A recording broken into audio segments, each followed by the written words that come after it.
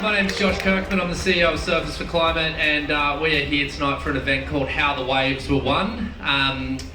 Most of you probably should know that there was a project called PEP 11 which was going to take place off the coast here, but due to a few really awesome people, particularly here tonight, it's no longer going ahead. So congratulations to everyone in the room for that one. We're going to dive into it a little bit. We've got a beautiful panel here that can kind of unpack the story, and I'm sure you'll enjoy it. I just want to kick off the night with an acknowledgement. We're on the land of the Garigal people, and I'd like to pay respects to elders past, present and emerging.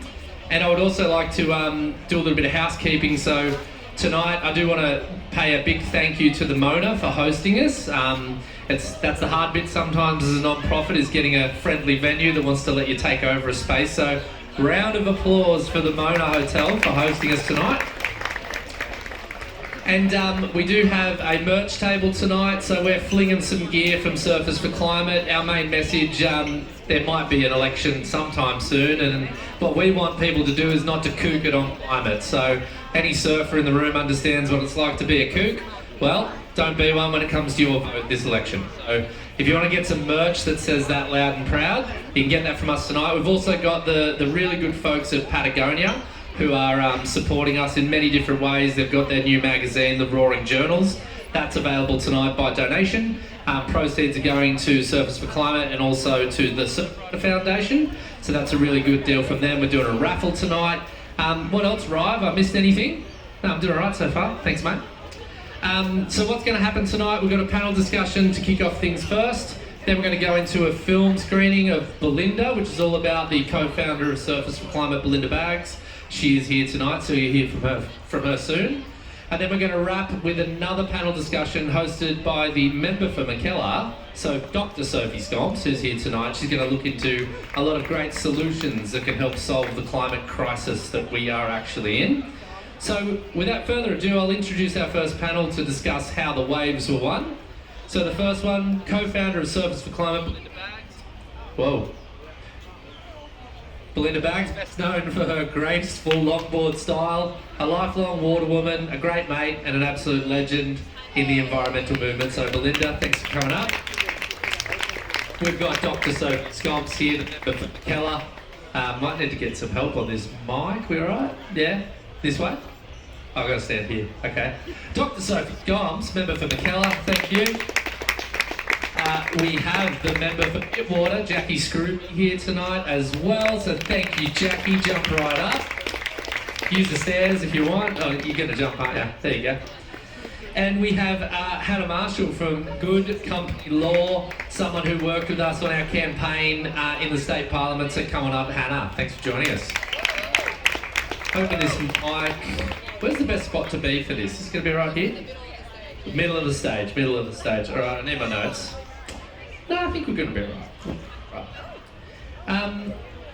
It's an interesting story, PEP 11. There's a lot of different stakeholders here, a lot of different orgs who worked on it. Namely, I want to give big props right now to Rowan Hanley, who's actually in the audience from Surfrider Northern Beaches, a great advocate on this, and also to the crew from Sat who aren't here tonight either.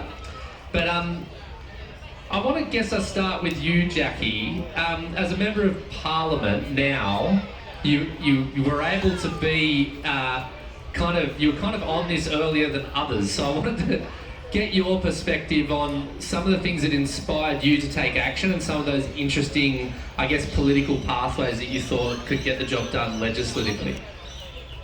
Thanks, Josh. So I think the first thing to say is that this was an issue that was a federal issue and also a state issue, because the PEP 11 permit for drilling for oil and gas was in Commonwealth waters, but also required New South Wales jurisdiction, because there was a joint authority that was going to approve the extension of the licence. So that has an opportunity, means it could be for both fronts, and Sophie can talk about the federal fight.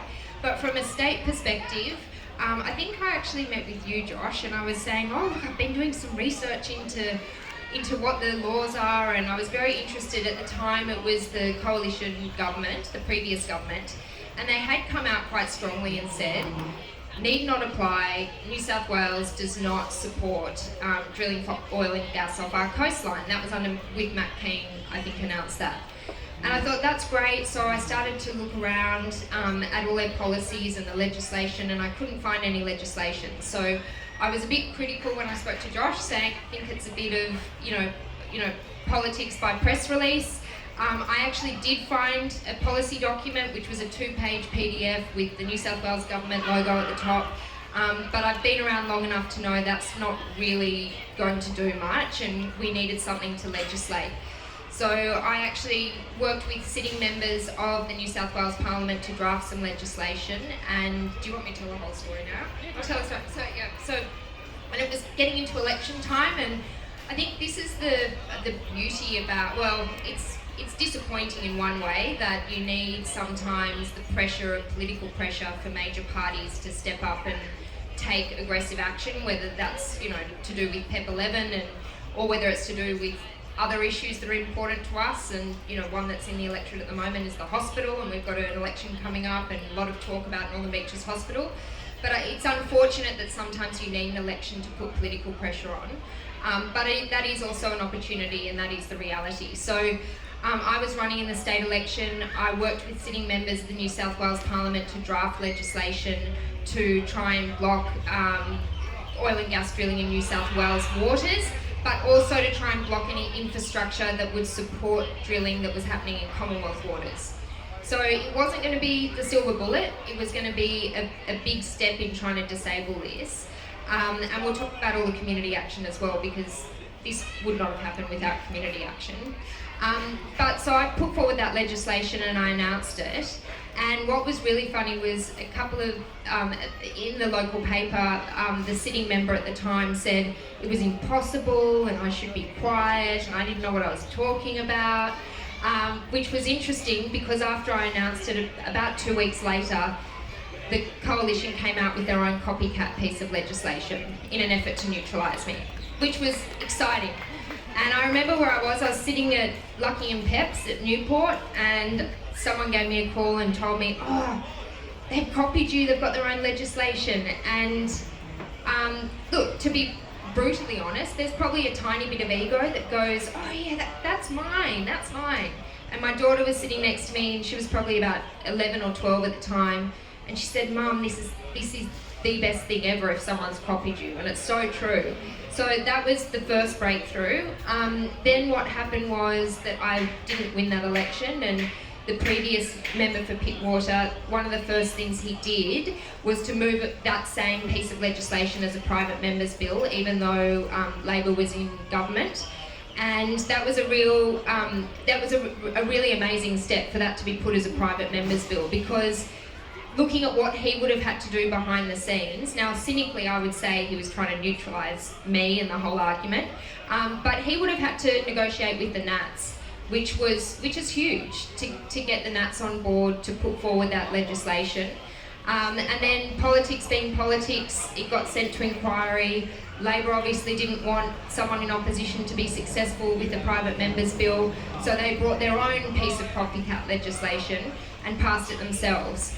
And that was the point where New South Wales, it was historic. And Josh, I don't want to undermine all the community work, so this is just the legislative pathway, because Josh and Surfers for Climate and Surf Right in Northern Beaches did so much to make this happen. But it was a historic time because it was the first piece of legislation to ban offshore oil and gas in the whole of Australia. So New South Wales suddenly became a leader. And there are fights that are going on around Australia with similar projects and similar licenses. So it really was, and I'm going to steal your line, Josh, a line in the sand, which is a Surfers for Climate line. But I think the lesson is, you put this pressure on, you stir the pot, and you have a political race to the top, which is awesome. And it's not about ego or who put it in, it's about the result. And to see all the major parties jumping to one-up each other was amazing. So. Thanks, Jacqui. I don't want to breeze past the journey in that, Belinda's getting the child. That's all right. Is Naya going to come hang out? Yeah, sweet. Hannah, you were with us in the parliamentary inquiry space. It was quite the journey for us because, and Belinda was in there as well. Ro was in there giving testimony, and it was kind of weird. Like, it's funny once you want to see your thing get taken seriously in politics, and then when it actually goes into these rooms and inquiries and then you've got to be put on the spot, it's pretty intimidating. How did you feel taking on that role that we spoke to you about, how to try and prosecute that case, why this legislation should be adopted with bipartisan support? Thanks, Josh. Great question. I suppose I was so excited about this at the macro level because as a lawyer, one of my passions is law reform and systems change, and so trying to fix systems which are broken, and this was just such a fantastic example of a piece of legislation which was groundbreaking and going to have a really meaningful impact on future proponents looking to do oil and gas projects in New South Wales, but we also knew it was going to have a big impact on Pebble Eleven because it was going to cut them off at the legs by stopping their access through New South Wales coastal waters out to their exploration area. So it was super important and instantly got me on board. But then on top of that, we got to kind of lean in. I thought this was a great strategic call by you guys at Surfers for Climate to really run with the question of constitutional law and whether the legislation was inconsistent with federal law, which was a big issue before Parliament for them to decide whether to pass this legislation. There weren't many voices there, and it was a very big area of uncertainty. The politicians were very uncertain, all the lawyers were very uncertain. So if you guys to front up and say, do you know what, we're going to get someone else to weigh in on this, that was a cool move, and I was really pleased to be part of that, and I really nerd out on things like constitutional law, so I was loving it. Thank you. That's cool, that's cool. Yeah, not many people nerd out on constitutional law. Surprise, surprise. I thought it was interesting for me because I can't forget what it was like during COVID not to cross between state boundaries. And I think for me, that's what reinforced this idea of the possibility of a state actually taking such a strong position, because they wouldn't let us drive across Queensland and New South Wales for a while there. And I thought, wow, you wouldn't have believed that was possible. And I think it's a reminder that our state government does have a tremendous amount of power when you're faced with a federal government that ain't doing much at all. And at that time, there wasn't much happening on this issue, so it was really cool to see it elevated. I want to come to Belinda quickly. Are you good? Is Naya entertained? We've got finger puppets. Go on, the elephant. Do you want me to hold it for you? Okay, you got this. Well, I've got to ask you a question first, right? Yeah. So, you were in the Pebble Eleven journey from a very early stage, even before Surfers for Climate was, created. Tell people a little bit about that journey, and I guess kind of that crescendo up to that state inquiry, because I remember both of us were freaking out, so tell your side of the story. Wow, well, we don't have many hours, so I'm going to probably cut it a little bit short. I grew up on a Wabakal country in Newcastle, and I was at a local markets one day and overheard a conversation with a local organisation there called Save Our Coast. At the time, they were actually called Stop Seismic Testing Newcastle. My ears pricked up, and I was like, what is this all about? And it kind of, the news of what was happening at the time, it was a seismic testing issue. This was it was either late 2017 or early 2018. And I went home, did a bunch of research. The information really slapped me in the face. It felt like, why are they going to do this over my home? This is my backyard. This is the thing that connects me with family. It's the livelihood of a lot of my cousins, a healthy coastline. And so it was just really, really devastating. And I just didn't know really what to do. And so the next day I went to the beach and tried to ask a couple of surfers in the Dixon car park if they'd heard about it. And no one had. And I was like, perfect, I'm going to run around and bail everybody up while they got their pants down, literally changing, and try and get in their ear about this. And I was like, maybe there's a better use of my time here. And so I reached out to Save Our Coast, and we did a couple of community events, which were, not dissimilar to one where we screened a film. It was Nevertown. And Natasha Dean from Save Our Coast got up and talked about the issue. I then, fast forward a couple of years, went on to make a little short film that was just about Pebble Eleven and what was going on, and we did a lot of community screenings in later 2018, up and down the coast, Central Coast, Sydney, a couple other areas in Newcastle and tried to share the news of what was going on. Natasha said around that same time she met you, Rowan, at Surfrider, and you guys jumped on board, and the paddle outs were a huge highlight. I might be crossing my timelines here, but we all rocked up to Canberra and did a little paddle out in Lake Burley Griffin, which was cold and windy and weird, and spent some time in Parliament. Lee Steggall took us around and talked to a lot of the different federal MPs at the time. That was my first trip to Canberra ever, which was it was pretty frightening being in those walls. It was an intimidating space, and the paddle outs were huge. Here in Sydney and Newcastle, Central Coast, we even had one up in Byron Bay, which was amazing, and the whole community really rallied around those paddle outs that Surfrider organised, and I think that was a really big show of community opposition to this, and really made a lot of noise.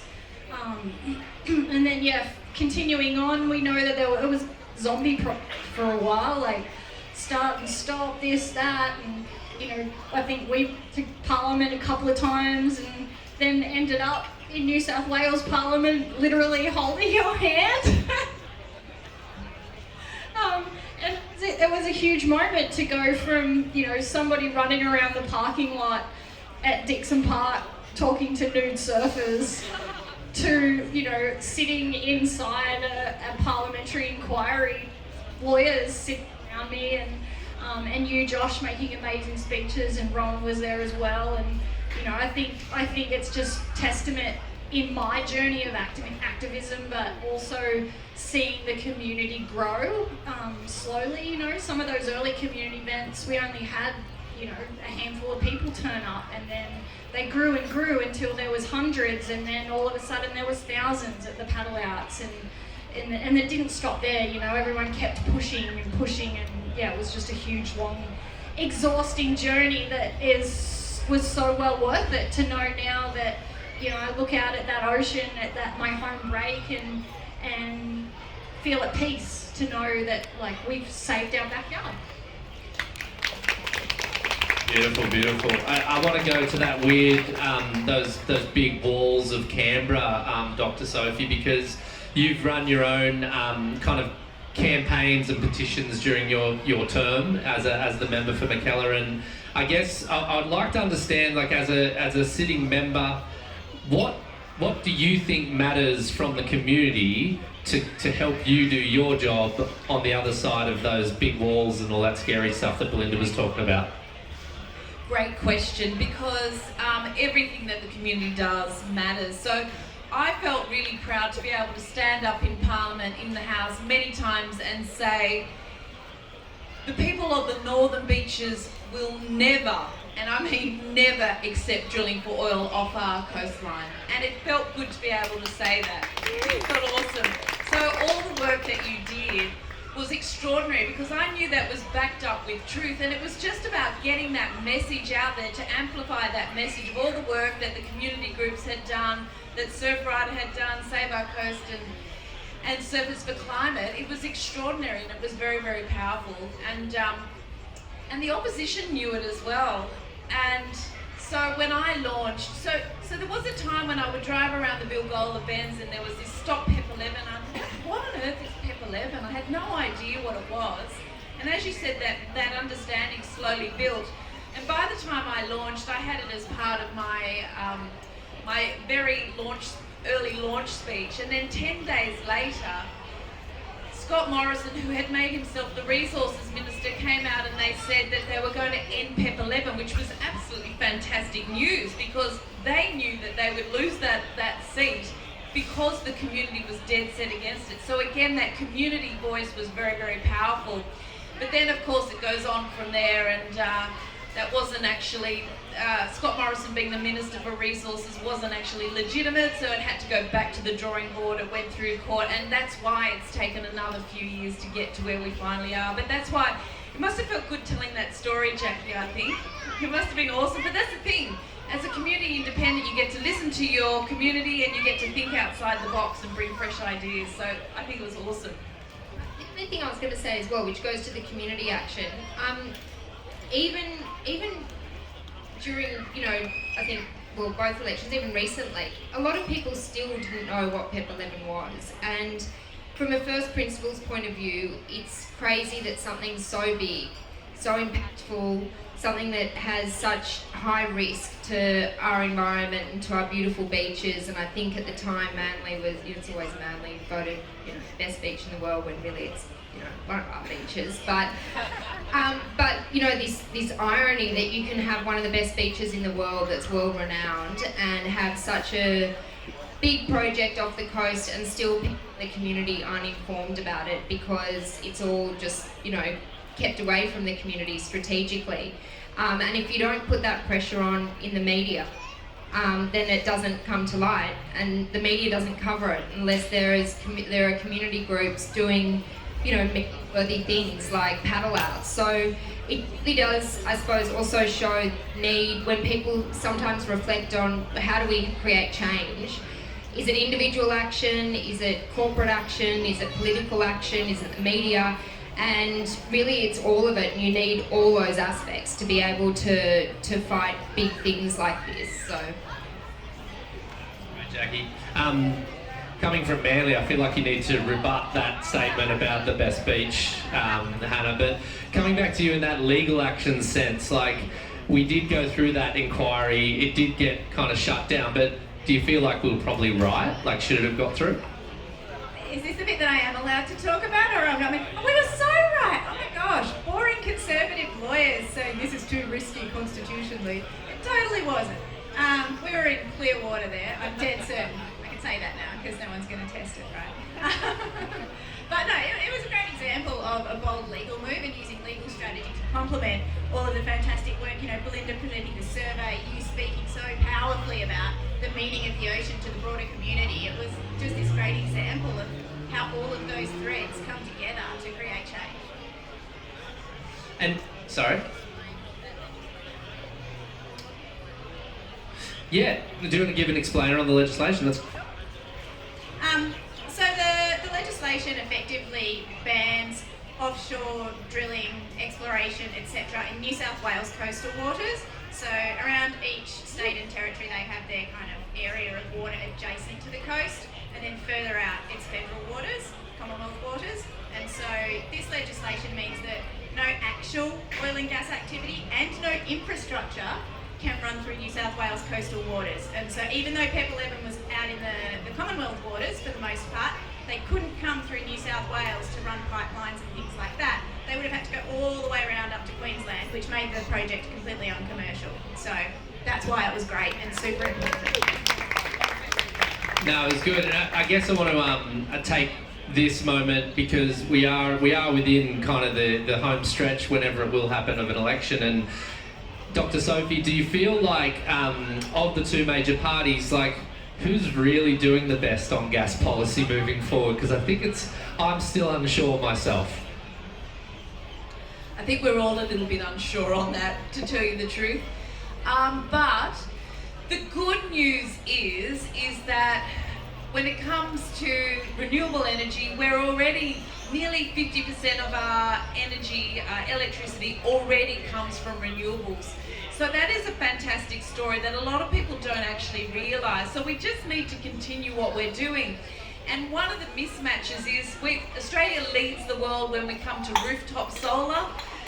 4 million homes have rooftop solar, that's over a third of homes, but only 300,000 have a battery. And so if we can get more batteries, that just is the missing piece of the puzzle, because we can shift that really cheap energy that's created in the middle of the day and then store it in the battery and discharge it at night when we're at our peak periods and where electricity prices are really high. So it kills two birds with one stone. One, it'll bring down energy prices for absolutely everyone, businesses, households, and at this cost of living crisis, we absolutely need that.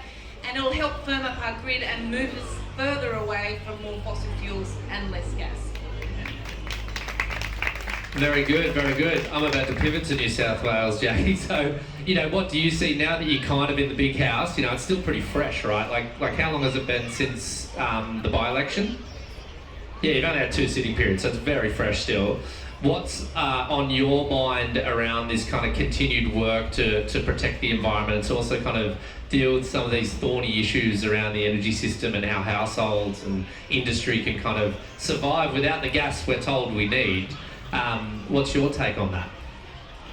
So I think, firstly, in answer to your question about which party's doing the best, I think there are some policies, there are some... No, but I suppose I want to, what's the word, caveat. I want to say some great things that the New South Wales government's doing, and I want to caveat that with the fact that they're doing a lot of bad things as well, and just you look at policy by policy. But in terms of picking up where Sophie left off about, you know, they call it consumer energy resources. So that's basically what you've got in your own home in terms of solar, batteries, and becoming energy independent. And what happened in the US was legislation was passed called the Inflation Reduction Act, and it really was about home electrification and a whole range of things to make a renewable economy. But the reason they called it the Inflation Reduction Act was a recognition that if you have energy independence in your house, so you're not relying on the grid as much and you've got your own solar and batteries, that your energy is inflation proof, because you're not relying on global markets of coal and gas that are fluctuating and causing electricity prices to go up. So it was very clever the naming of that act, but it goes to the point that the more energy you can generate yourself and be energy independent, you're really not at the whim of these global fluctuations in coal and gas. And we've seen those, you know, a lot with especially global uncertainty and wars overseas. So the New South Wales government has just released a consumer energy resource strategy, which is great. One of the points you made about batteries, I think there's currently a $2,400 rebate for home batteries if you've got solar. And they are trying to connect the dots to make all that easier. And we've seen at the federal government level, cars like this one are going to be bi-directional charging. So not only can you charge up and drive your car, but if you charge your car during the day, it can be a battery to give your house power at night. So that's the way that we're joining the dots. And I think the other point to note is, and we had an event recently with tradies, is that instead of, you know, money going off overseas or to coal and gas companies, you know, being able to empower our tradies to do the work that's needed with this, you know, energy revolution means that you're keeping the money in local communities with local businesses, which is also great. There are other states which are doing more, particularly with gas, so not allowing new gas connections at home. So Victoria's doing that, and strategies around reducing demand on gas so we don't need to open more gas fields. There is crazy irony going on that we're trying to open more gas fields for our domestic market when we export so many, and I'm sure Sophie can talk about, you know, some of that gas is exported to Japan, who then on-sells it as well. So you know, there's an argument to say we should not be opening gas wells, but keeping more of our own gas here if we need it in the interim as we transition. But then we get all policy wonk and nerdy and getting into maybe a bit too much detail. But I'd say that New South Wales government's doing some great things, but then they're also doing some terrible things like keeping Eraring open. So at great expense to the taxpayer. yes, great.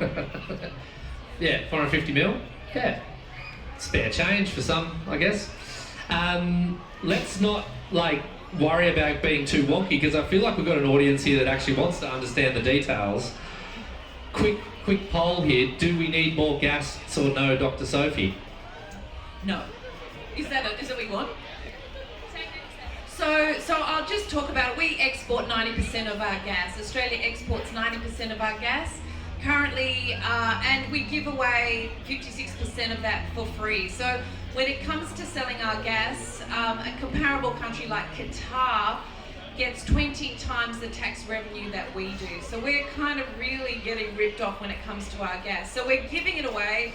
One country like Japan is importing up to 40% of our gas, and as Jacqui said, they on-sell it. The crazy thing will be is if we have a gas shortage in this country, we might have to buy that same gas back again. Or we could have a gas reserve policy on the East Coast like they do on the West Coast. Just picking up on Sophie's point about not getting enough for our resources, I've got to say, it's one of the things when I started working in federal parliament, it is literally insane how much we should be getting and that we don't get when you look at jurisdictions like Scandinavian countries or Norway who have trillions of dollars in sovereign wealth funds because they put a resources levy on their resources. We are known to be the cheapest place to extract gas in the whole entire world, and there were opportunities to increase that and they weren't taken, or not. Even let's say it should have been 3 times higher, the recent changes to try and keep more of our money here in this country. And to give one example, I always try and think of it like a small business as well. Like, there are so many small businesses who cop it so hard and they don't get tax breaks and they don't get tax concessions. And then you look at what we're giving to huge multinational companies. Some of them don't even pay tax here. And a good example is the resource tax. If you open a new gas well, you don't have to pay that resource tax. It's piddly anyway, but you don't even need to pay the piddly bit for 7 years. And the reasoning behind that is, well, there's really high investment costs. And I always think, well, there's when I started my small business, there was high investment costs, but no one gave me a 7-year tax break. So I think from a state perspective, and also I know, Sophie, you're like this at a federal level, it's outrage about not getting enough money from us to start with, but it's also this trying to change the landscape around why do we give so many concessions to big multinational companies and we don't support, small and medium-sized businesses. And yeah, I've now segued totally into a different area, away from gas, but it's the reality. We want to try and connect the dots between these big systems and our everyday lives, and I think with Australia in a cost of living crisis, it's important to understand if we're giving away this resource in the way that's been communicated. Like, that seems a bit absurd. How does the audience feel about that fact? Like, should we be giving it away, or should we maybe tax it a little better?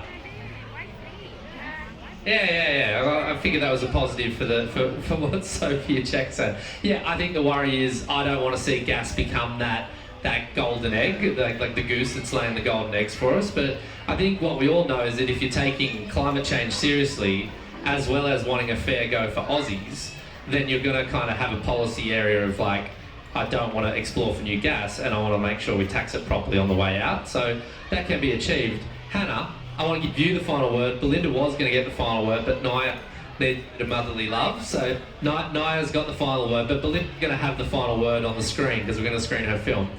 Listening to this discussion about the current status of this gas discussion on the federal level, and with everything you've experienced in the state level, and I guess for you as someone running a small business with good company law, how does it make you feel as someone who has to pay tax and kind of who knows how this system can work better? I imagine, like most people, frankly, it pisses me off. But, there's so much to chip away at. There's the offshore gas, there's the onshore coal industry, there's the social license of these businesses. How are they still sponsoring our sporting teams? How are they still putting money into our primary schools and high schools? The fight feels never ending sometimes, and so that's why I think this election is going to be so important in terms of trying to find some people who are happy to step up and make some hard calls and try and teach people more about what's going on. Because I've only learned some of this gas stuff recently in terms of Japan exporting our gas and making a bomb and just reaping the benefits that we're giving up. This is wild. And so, yeah, I think that just kind of everything about this just shines a massive light on the upcoming federal election, and I really hope we see some good stuff happen. Well, on that note, I'll thank the panellists tonight. Hannah Marshall from Good Company Law, Dr Sophie Scamps, the member for Mackellar, Jacqui Scruby, the member for Pittwater, and Belinda Baggs, co-founder of Surfers for Climate and mother, doing a great job. So thanks everyone, and thanks to the panellists.